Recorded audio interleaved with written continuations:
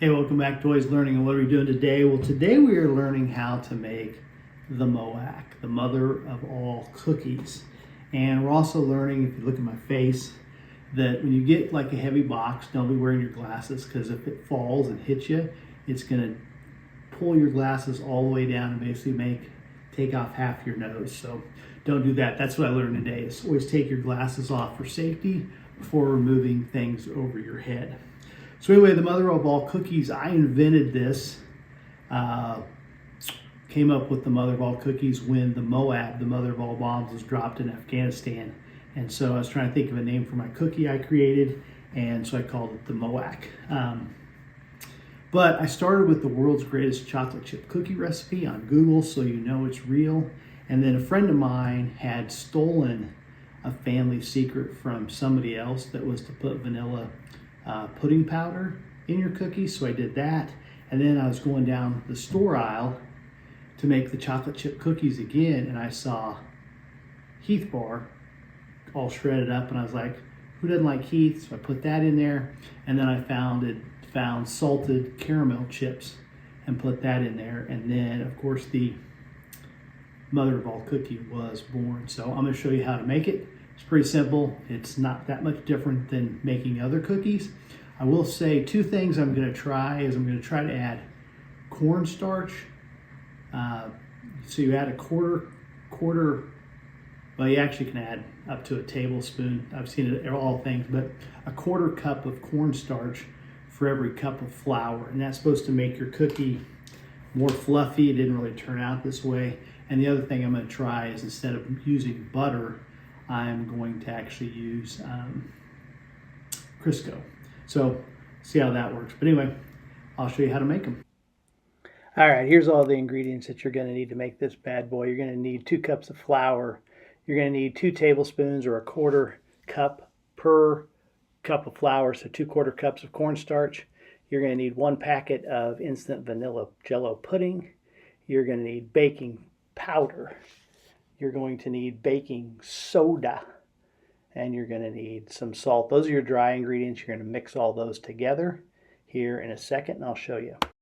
Then in another bowl, you're going to mix all your wet ingredients. You're going to get 1 cup of white sugar, actually half a cup of white sugar. You're going to get a cup of light brown sugar. You're going to get 1.5 sticks of butter. I use the premium butter. You can use whatever. You can also substitute Crisco. You're going to use a splash, measure with your heart, instant vanilla pudding, or instant vanilla flavoring. You're going to use a cup of Heath bar. You're going to use a cup of salted caramel, and you're going to also use a cup of milk chocolate. If you want to use semi-sweet, you can use those chocolate chips. You can do that as well. In your wet ingredients, the sugar, you're going to add 2 eggs. Actually, it's 1 egg, full egg, and then just 1 egg yolk at room temperature. Then we're going to take and start. We're going to mix in our 2 cups of flour. Like I said, you're going to mix the wet and you're going to mix the dry. First time I ever made cookies with the kids, they turned out to be brownie brittle because I didn't do that. And I don't know if it makes it supposed to. My sister-in-law, Debbie, she makes fluffy cookies that I'm trying to get to, and the only thing we could come up with that she does differently than me is she sifts her flour. So I've started sifting my flour. It's pretty easy. Just throw it in there and shake that thing about 10-15 times to get all your flour out. After you sift your flour, you're going to add I use a tablespoon, which is probably aggressive. You probably use a teaspoon, but like I said, I'm trying to get it more fluffy, of baking soda, and then you're going to use half of that of baking powder. A lot of people use a quarter teaspoon of baking powder and a quarter teaspoon of baking soda, so have at it as you will.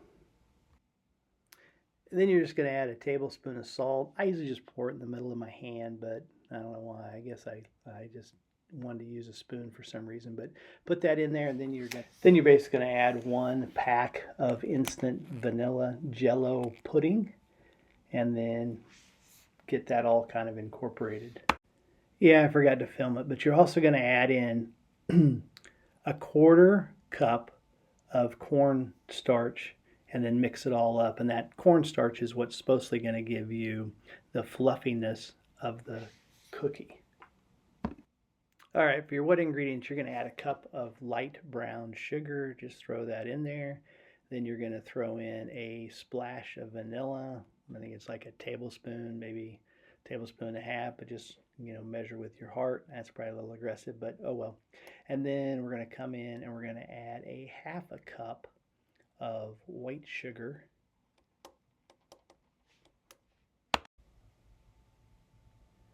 Then we're going to add 1 egg, room temperature, and then we're going to add the white part of the egg, not the yolk, which is kind of tricky, but if you kind of use the egg as a filter, you can kind of just slowly drain the white part of the egg into the mixing bowl. Then you want to add your butter. Now I use premium butter. Like I said, you can also use Crisco, but you're going to order a stick and a half, and I melted mine probably a little too much, especially if you want fluffy cookies. Supposedly the kind of more room temperature your butter is, the more fluffy your cookie is, the more your butter's been heated up and melted, the flatter your cookie is going to be. So it just kind of depends on personal preference. But I was going for creamy, so I probably should have just waited and not been impatient and used the room temperature butter.